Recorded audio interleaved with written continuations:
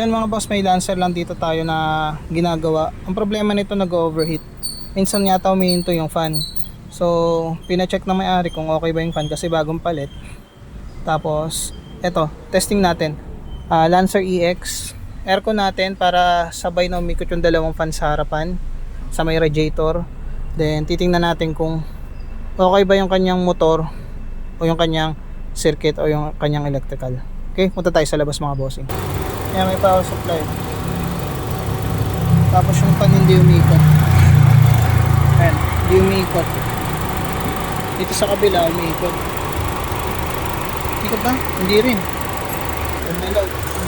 Nagalaw ko lang, umikot na. Ibig sabihin ng power supply dito, nagagalaw lang. Dito.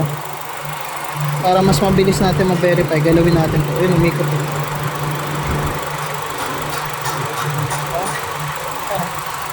Okay, kita na natin yung problema. So ang problema lang nito, connection lang sa mga socket. Kaya nag-overheat siya.